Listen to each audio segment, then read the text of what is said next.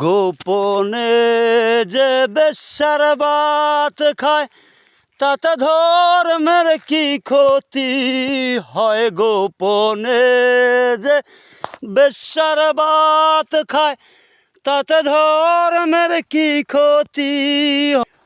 লালন বলে যাতে কারে কয় সে কথা বেবে বলো না। যাদ গেল বলে এ কি আজব কারখানা। যাদ গেল বলে এ কি আজব কারখানা।